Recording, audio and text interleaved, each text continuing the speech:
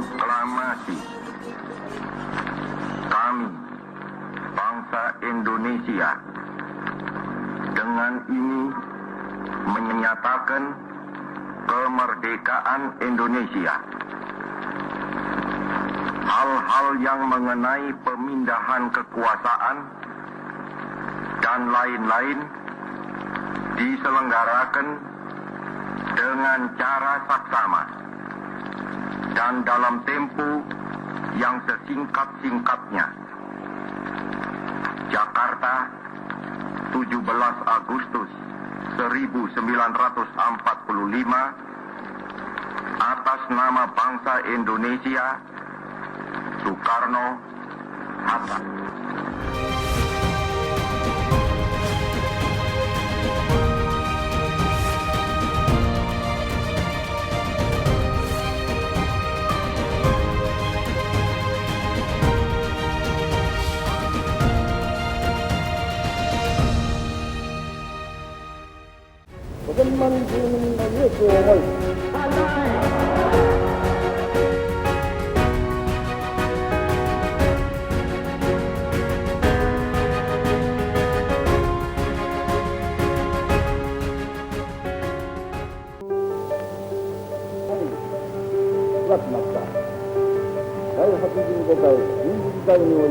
Indonesia menghadapi jalan yang tidak mudah untuk meraih kemerdekaan. Jauh sebelum proklamasi digaungkan, Jepang sempat menjanjikan kemerdekaan kepada Indonesia pada 7 September 1944. Saat itu, Jenderal Angkatan Darat Kekaisaran Jepang, Kunaiki Koiso, menyampaikan janji pemberian kemerdekaan kepada Indonesia di hadapan rakyat Indonesia yang diwakili oleh Soekarno.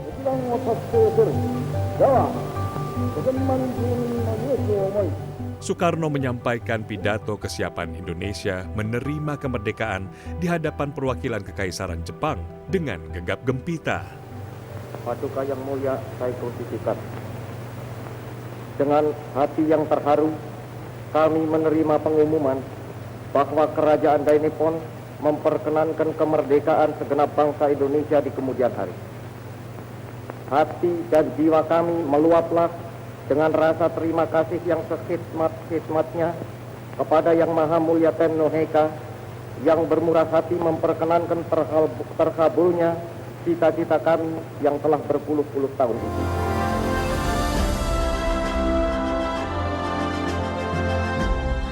Janji kemerdekaan dari Jepang disambut dengan euforia tak terhingga oleh rakyat Indonesia.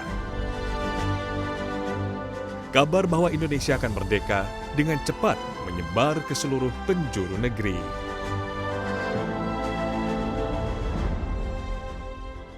Nah, sebenarnya ini taktik. Jadi Jepang itu sudah jelas akan mengalami kekalahan. Nah, untuk bisa memenangkan perang, Jepang butuh rakyat Indonesia.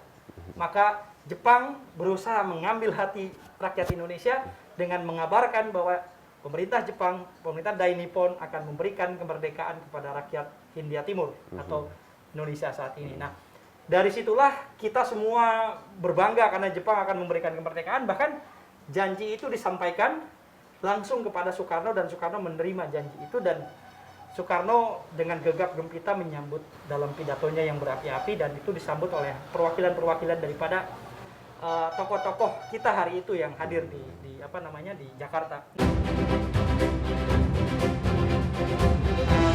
Pada April 1945, Jepang membentuk Dokuritsu Junbi Chosakai, sebuah dewan ad hoc berupa badan penyelidik usaha-usaha persiapan kemerdekaan Indonesia atau yang kita kenal dengan nama BPUPKI.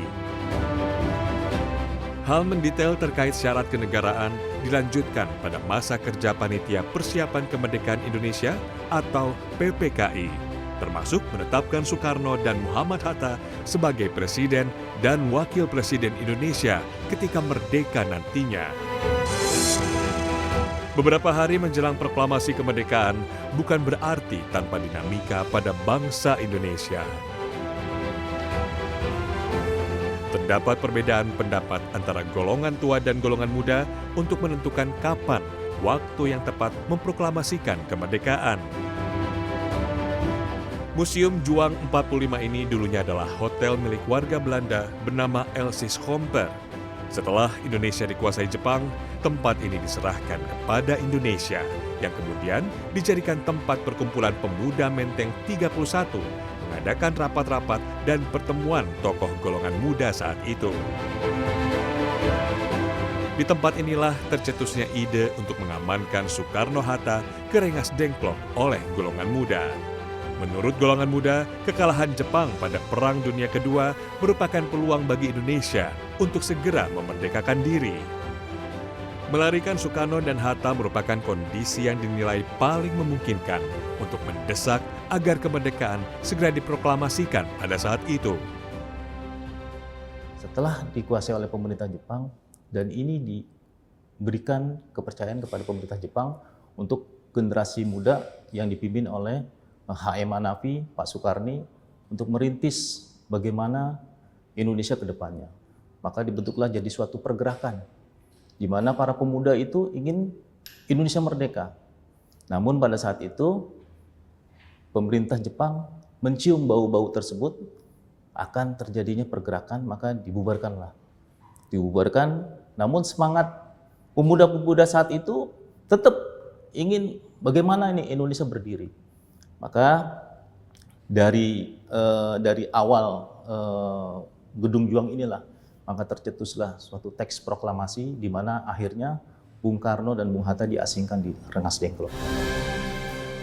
Penculikan Soekarno-Hatta ke Rengas Dengklok dimotori para pemuda dari perkumpulan Menteng 31 seperti Soekarni, Wikana, Aidit, dan Hairul Saleh. Hingga pada 16 Agustus 1945 pukul 3 dini hari, Soekarno-Hatta dibawa ke Rengas Dengklok. Memperkenankan kemerdekaan segenap bangsa Indonesia di kemudian hari.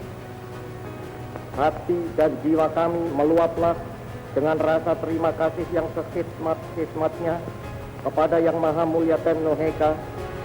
Kang, berarti kenapa harus Rengas Dengklok, Kang, yang menjadi tempat dalam tanda kutip penculikan Soekarno-Hatta oleh golongan muda di kala itu?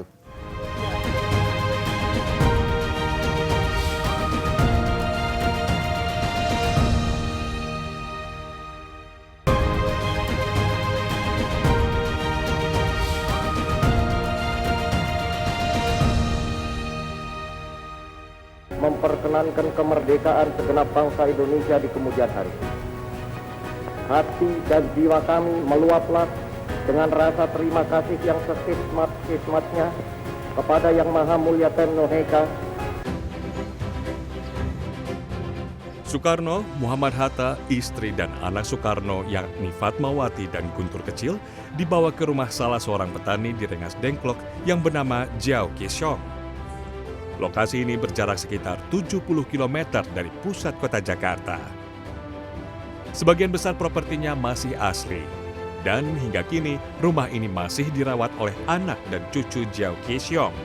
Namun, lokasi rumah ini dipindahkan pada 1957 karena lokasi asli rumah Jiao Kisyong terkena abrasi sungai. Materialnya semuanya kena, kita dipindah kemari. Waktu itu darurat ya, artinya nggak ada tempat kita ini bersih-bersih susah. Ya akhirnya yang di aulanya dipotong. Kita potong ke depan. Ya kita cuma ada di depan aja sini. Nah ini asli semuanya asli. Belakang juga kita potong dapurnya. Kena kaki sendiri. Ya, udahlah kita potong. Gitu.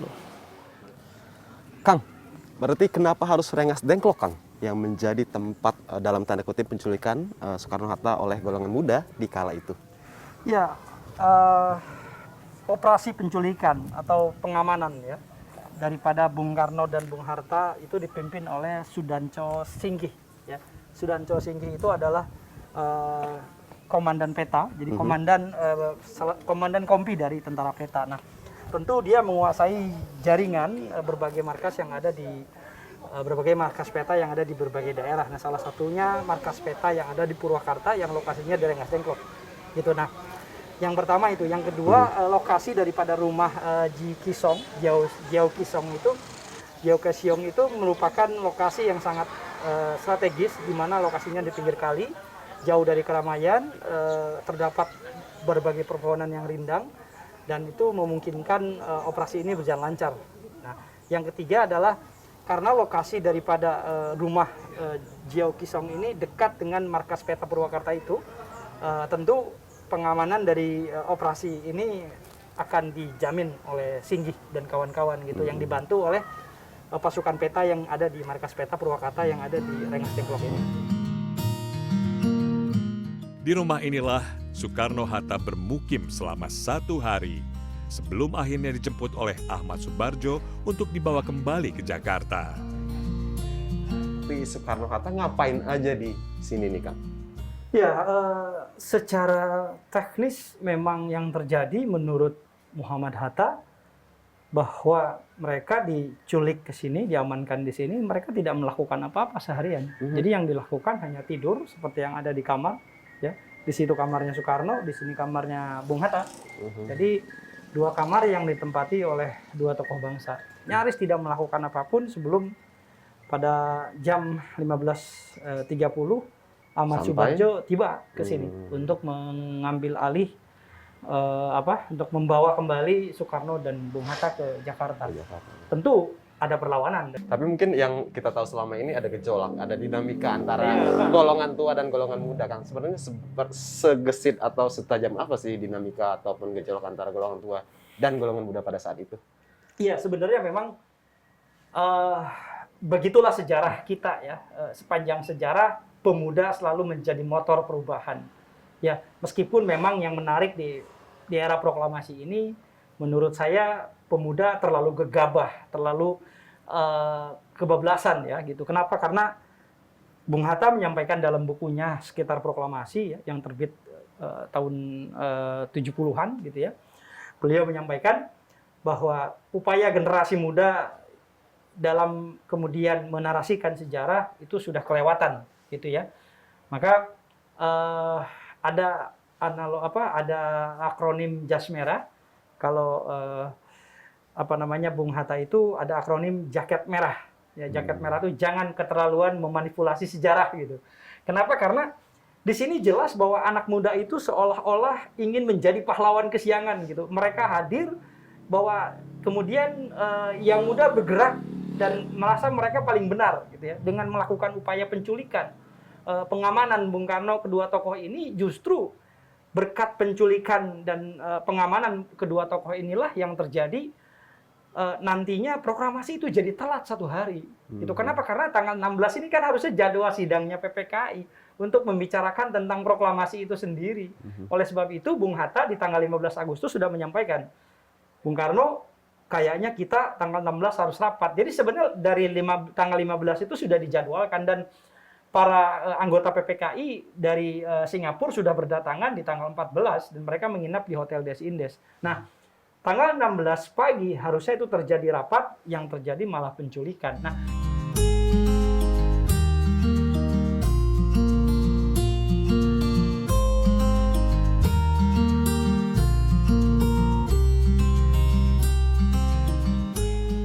kerelaan Jiao Kisong dengan memberikan izin rumahnya ditempati Soekarno-Hatta merupakan sebagian kecil contoh bahwa kemerdekaan Indonesia diraih atas partisipatif keberagaman anak bangsa.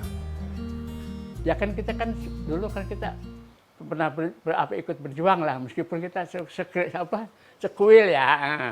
Kita udah partisipasi sama orang bangsa Indonesia, itu kita kan warga Indonesia, kita kan mesti partisipasi. Nah, kita akan berjuang membela tanah air supaya kita juga cepat pas dari penjajah. Tujuannya kita supaya kita merdeka. Itu aja. Nah, kita sebagai bangsa ya kita mesti bela lah. Soekarno-Hatta dijemput oleh Ahmad Subarjo untuk kembali ke Jakarta. Tujuan Subarjo bukan berarti berjalan mulus. Negosiasi alot terjadi antara Subarjo dan golongan muda di Rengas Dengklok dengan jaminan proklamasi kemerdekaan akan segera dilakukan dengan melibatkan golongan muda untuk merumuskan naskah proklamasi.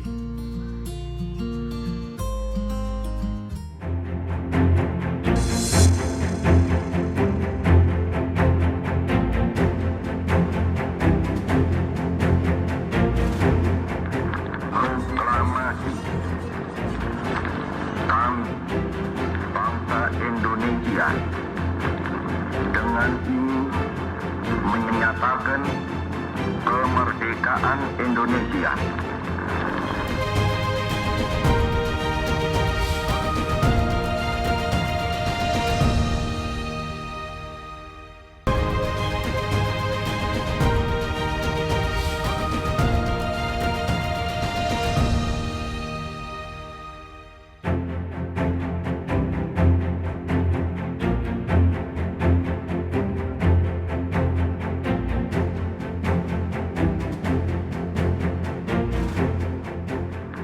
Proklamasi. Kami, bangsa Indonesia, dengan ini menyatakan kemerdekaan Indonesia.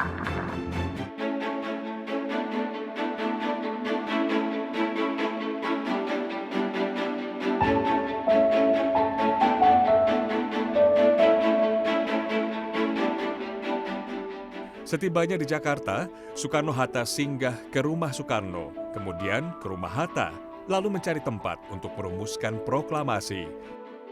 Karena berlakunya jam malam, mereka tidak menemukan tempat yang tepat untuk merumuskan naskah proklamasi. Hingga akhirnya perwira tinggi Angkatan Laut Jepang, Laksamana Takeshi Maeda, memberikan izin kediamannya sebagai tempat untuk merumuskan naskah proklamasi. Rumah Laksamana Maeda tersebut masih berdiri kokoh hingga saat ini. Rumah ini didirikan sejak zaman Belanda pada 1930 sebelum digunakan sebagai rumah dinas Laksamana Maeda. Dan kini rumah ini dijadikan museum perumusan naskah proklamasi di bawah naungan Kementerian Pendidikan, Kebudayaan, Riset, dan Teknologi. Di rumah inilah proses perumusan naskah proklamasi dilakukan. Dimulai dari pertemuan Soekarno, Hatta, Subarjo dengan Laksamana Maeda yang menyampaikan maksud dan tujuan mereka untuk merumuskan naskah proklamasi di tempat ini. Soekarno berperan sebagai penulis naskah. Dari buah pikiran ketiga orang tersebut di sebuah ruangan dalam rumah itu. Setelah selesai dirumuskan, di tempat inilah naskah proklamasi disahkan di hadapan sekitar 50 orang yang hadir pada saat itu. Setelah disetujui oleh seluruh pihak, barulah naskah tulisan Soekarno diketik oleh Sayuti Malik ditemani seorang jurnalis Burhanuddin Muhammadiyah.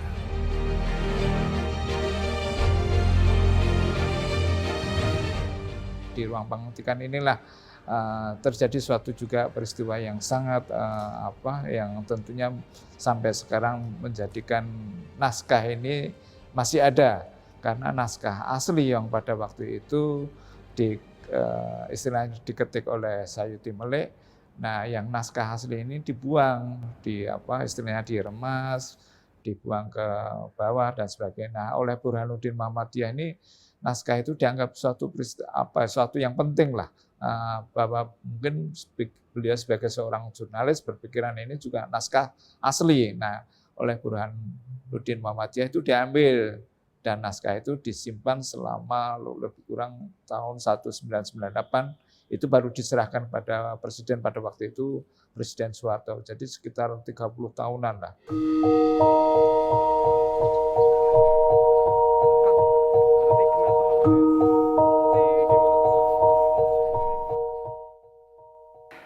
Proses perumusan dari mulai jam 1 sampai jam 2 itu terjadi. Dari mulai Bung Karno yang mempersilahkan Bung Hatta, silahkan Anda yang menuliskan karena Anda jago dengan, orang Minang itu jago sastra, jago menulis dan lain sebagainya. Tapi Bung Hatta bilang, kalau saya yang memikirkan maka Bung lah yang menuliskan. Bung Karno yang menulis. Nah, di dalam naskah proklamasi itu ada 3 kali coretan. Yang pertama, pembentukan itu dicoret. Yang kedua, penyerahan itu dicoret. Nah, yang ketiga, pemindahan. Jadi yang benar itu yang pemindahan. Jadi pemindahan kekuasaan. Tadinya pembentukan, kemudian penyerahan dicoret, pembentukan dicoret, penyerahan dicoret, dan akhirnya pemindahan kekuasaan.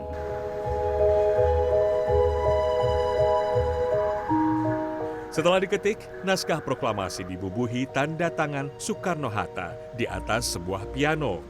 Barulah di pagi hari, teks proklamasi kemerdekaan siap dibacakan sebagai langkah pertama Indonesia sebagai negara yang merdeka. Proklamasi. Kami, bangsa Indonesia, dengan ini menyatakan kemerdekaan Indonesia. Hal-hal yang mengenai perundangan kekuasaan.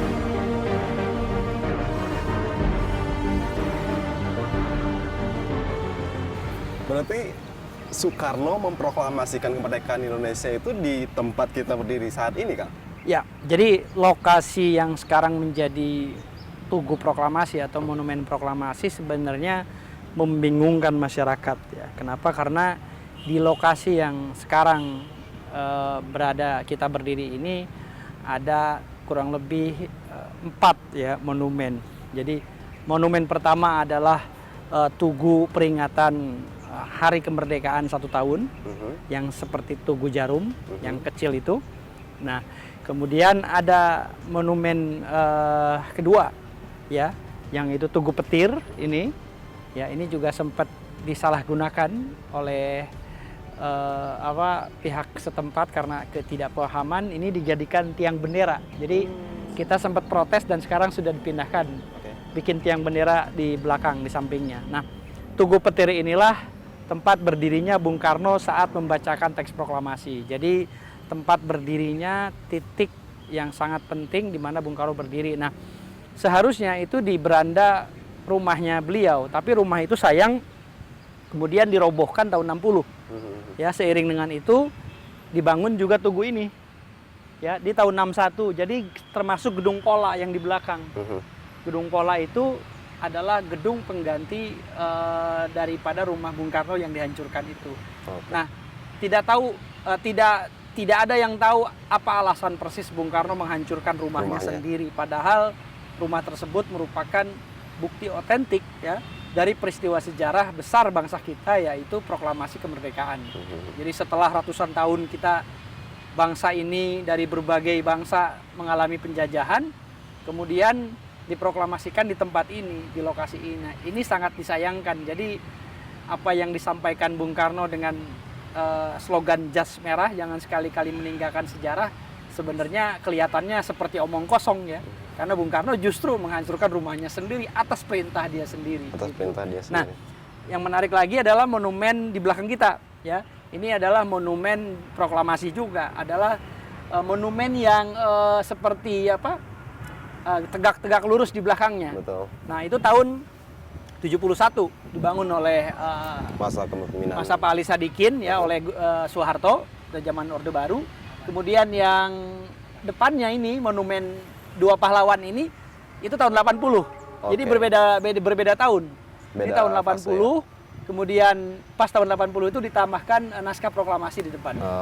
Jadi tadinya tidak ada dua patung ini. Patung ini baru tahun 80 ditambahkan. Nah, kalau yang soal di lapangan Ikada itu kan?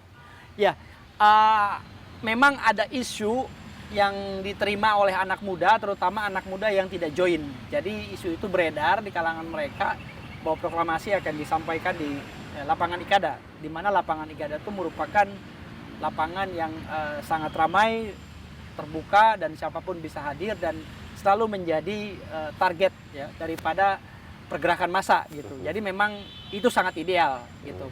Tetapi Bung Karno sangat mementingkan kekhusyuan ya, kemudian sangat mementingkan ketertiban dan keamanan gitu. Karena jangan sampai sekutu yang sudah mendarat di Jakarta, kemudian Jepang yang sudah menjaga kondusivitas kawasan Jakarta dan sekitarnya, maka jangan sampai terjadi sesuatu yang tidak diinginkan. Maka lebih baik di rumahnya dengan dihadiri oleh orang-orang tertentu. Bagaimana untuk kita yang hidup di zaman sekarang ini untuk memaknai kemerdekaan Indonesia yang sudah merdeka 77 tahun yang lalu? Ya, saya kira tidak mungkin ada kita hari ini yang hidup dengan sejahtera, merdeka, kalau bukan berkat perjuangan para pahlawan bangsa kita di masa lalu. Nah, keyakinan itu juga harus dilihat pada konteks individu. Tidak mungkin ada saya hari ini, saya bisa hadir seperti ini, bisa eksis seperti ini, kalau bukan berkat perjuangan orang tua saya. Maka saya berkat orang tua saya, negara berkat para pahlawan dan pejuang bangsanya. Nah, kita juga harus yakin, generasi muda Indonesia hari ini harus yakin bahwa masa depan itu tidak mungkin lahir bagi kita atau bagi anak cucu kita kalau kita hari ini tidak memperjuangkannya sama-sama. Jadi kalau ada yang mengatakan perjuangan mencapai kemerdekaan itu sudah selesai, manakala proklamasi sudah dikumandangkan, itu salah. Kemerdekaan itu merupakan cita-cita tanpa henti sepanjang hayat karena ia adalah proses. Jadi kemerdekaan adalah proses, maka kita harus terus memperjuangkannya. Apa yang harus kita perjuangkan adalah berjuang melawan lupa, berjuang menjaga sumpah persatuan di atas segala perbedaan. Indonesia bangsa yang besar kan bangsa yang menghargai sejarah. Jadi kita sampai kapanpun tidak akan menjadi bangsa yang besar kalau tidak mampu menghargai sejarah dan para pahlawannya. Proklamasi. Kami, bangsa Indonesia. Bangsa Indonesia lahir atas perjuangan seluruh anak bangsa. Indonesia merdeka karena andil semua golongan. Indonesia ada karena kebinekaan serta keragaman, bukan keseragaman. Dirgahayu Republik Indonesia. Ini sudah tiba saatnya untuk mendapat kemerdekaan mulia yang sudah lama diidam-idamkan oleh 70 juta penduduk di Indonesia. Berita yang membentuk sejarah itu menimbulkan suasana gembira, baik di kota-kota besar maupun di pelosok-pelosok seluruh tanah Jawa.